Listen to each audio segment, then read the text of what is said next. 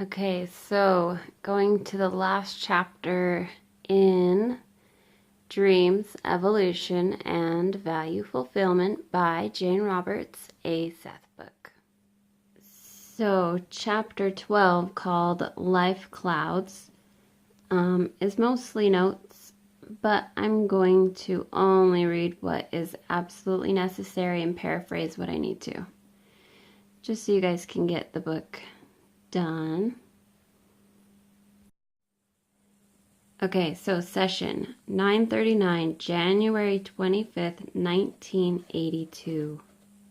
Seth starts out dictation by saying, Joseph, or Rob, Jane's husband, used the term today in discussion, the term meaning life clouds, and it is an excellent description of the way in which your universe was initially seated. Understand, however, that the term quote-unquote dream cloud would serve as well. Yet it is an evocative reference to the way that all that is packaged itself in the formation of its numberless realities. Such life clouds still, in quotes, exist.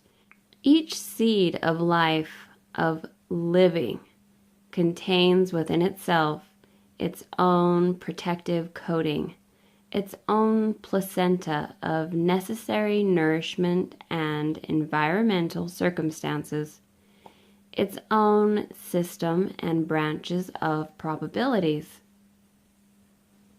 Those branches of probabilities act like remote sensors, seeking out those conditions that will be suited to the seed's best value fulfillment and development. In the simplest of terms, the life clouds will send forth their contents where circumstances best meet their own requirements. On the other hand, the life clouds can seed their own worlds completely. Space itself already speaks of a creation, quote-unquote, begun. For no matter how empty space may seem to be, it simply appears like a vast cathedral, or tent, or pyramid of form, for the moment perhaps vacant inside, with walls so distant that they go unperceived. Probabilities may be swirling everywhere, yet remain, of course, unperceived in any given instant, so that you might, in this odd, strange analogy, hear a dim, brief whir, as in the whirling of winds, and think it unimportant, while what you heard instead was an entire world of probabilities speed past where you stood. Your own entire structure of life, therefore, with its acute and precise definitions in the package of reality, is a living life cloud that may or may not be perceived in other realities. That cloud contains within it ever-freshening sources of new creativity. When you dream or sleep or think, you automatically add to other dimensions of a life cloud or dream cloud that emerge from the very actions of your own subjective motions. Even infinity is being everywhere expressed in each moment, for infinity itself is not something apart from what the universe is. As the universe is a portion of infinity's creativity, in that light there are new species appearing all of the time, whether or not your own situation allows you to perceive that emergence. You yourselves may be portions of that emergence. From your threshold or focus, you would be relatively unaware of your own motion on a new time threshold. For to the beings on that threshold, you would have already arrived, while to you in your present, their existence would at best be theoretical, as if they were future selves. From your standpoint, they would be, of course.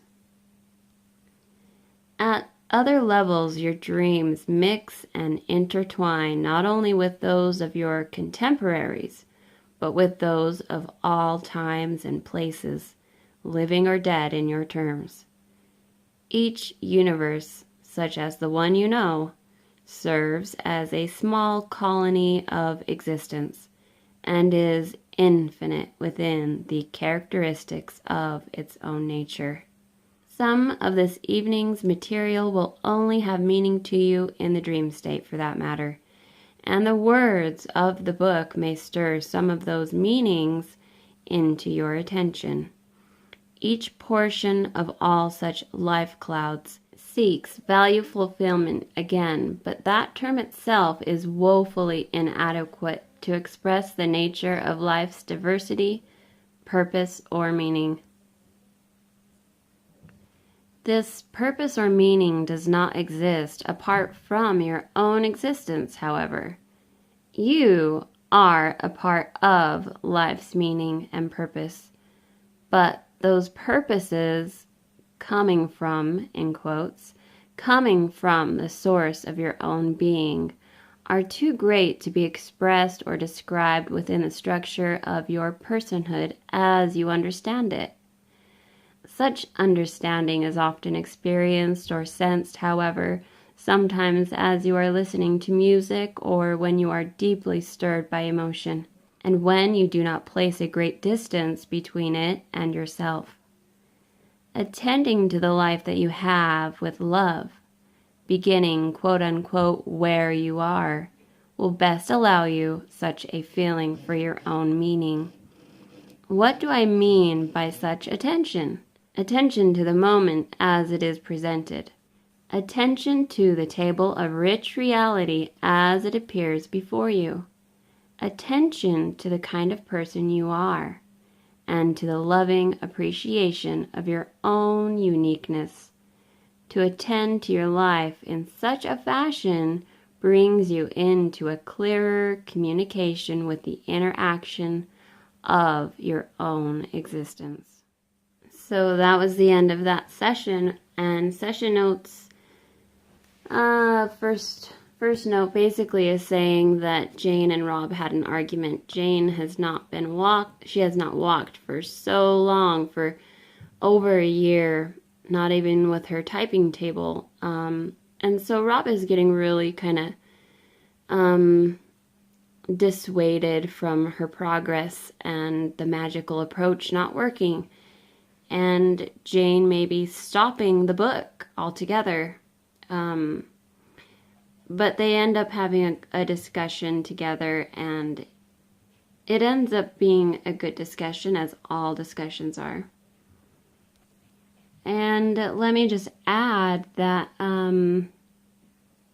Jane refuses to go to the hospital. I mean, she is finally coming to a point where she's considering people coming to the house to look at her eyes, her ears, her nose and throat, orthopedist, doctors, but not going to the hospital. And Rob, her husband, already knows that. He tried to talk her into doing that a year ago, and she said absolutely not. So at this time, Rob is basically telling her that if you don't start working on the things that you know you want to do, because she's kind of slacking on her magical approach book, on the work that she needs to do, she is having a hard time with it. But she's complaining like, it's too much work, I just want to focus on the magical approach, I don't want to have to write it, which we can all relate to. But all good things take hard work, and Jane brings it to us. So, with obviously Seth and Rob's help. Rob is kind of telling her, listen, if you don't start to take the magical approach to life, then maybe I won't be here to write down your words, and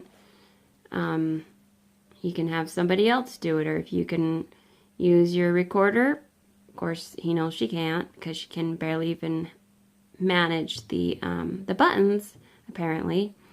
So they end up having a conversation, and towards the end of the conversation, she says, no, I'm not giving up on dreams, this book. I won't give up on it. But I'm telling you guys, this book is almost done. Jane, well, let's just leave it at that for now, if you haven't read it. So, but there are some excellent excerpts that Rob inserts from Seth. They have like their own private sessions too. So here's one of those private sessions that Seth came through after the session I just read you, because Seth wanted to say, and this is what he says: I have some comments to make on your discussion, rather brief for now. Rupert does not owe me anything. If he decided not to have sessions or not to operate in the so-called psychic arena, this does not mean that he would be a failure in any way. He does not owe me a sense of commitment. The material I have given on his help, I will, however, stand behind, whether or not it is difficult for you to understand, or whether or not you can bring yourselves to accept it. I do admit that from your standpoint or viewpoint, that it may be very difficult to accept some of the statements that I make, which appear perhaps even to the directly contradictory in your observation of Rupert on a daily basis and to his own experience of himself. It certainly does not seem to either of you that he is getting better. It often seems instead that the opposite is true. You may presently just find it too difficult to take the leap of faith required without more evidence to back it up. This, despite the quite frequent feelings of release that Rupert does experience, along with a much more apparent difficulty. If those feelings go no further, then what good are they? So you both are bound to wonder. I know that they are indicators of the body's healing energies, and I also quite understand that in the overall you find such a statement unacceptable. I would never stand in the way, however, of Rupert's recovery as you understand it, nor would I feel that Rupert has let me down or that you had in any way. Rupert does need a return to an earlier orientation. That sense of beauty, that reorientation can relieve the feeling of responsibility that he has at times taken upon himself. He needs an orientation toward the simpler issues, those that carry within themselves a simpler, childlike magic. He needs to turn away from an over-concern with life's more weighty problems, to lose the feeling that it is up to him to solve those problems for himself and you and for the world. Most of that should be obvious to you. The stresses and strains are in a fashion not simply those of one person and that person's relationship with his own nature. Those issues are compounded by Rupert's understanding as of now of other people's lives as they write to you.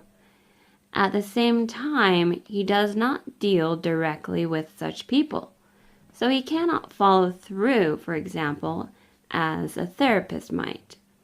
His class gave him some direct encounters through the years as he personally helped to direct others and could watch the results through their achievements or behavior. He certainly expects more of himself than is required, and I have given a good deal of such material several months back, I believe. I will, however, sort through his experience with your questions in mind and see what other information I can give you. The other comments are simply handy band-aids, so to speak, but are extremely healthy along the way. When he feels panicky, your loving touch, a light, quick massage or embrace, acts as quickly on the nervous system as anything else, and far faster than any medicine. Animals even have long been aware of such immediate therapeutic action. The statements I've made regarding the innate nature of the spontaneous self can be of the greatest service if they are accepted. You are trying to redefine the very definitions of personal identity. No easy task. Not just Rupert alone, but the people of the world are, one way or another, now in the process of just such a redefinition. It is impossible to assign some time element to that kind of assignment. In the meantime, Rupert experiences the stress in a certain fashion.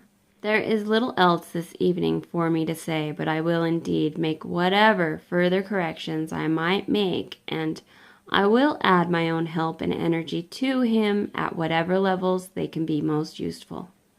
End quote by Seth right there.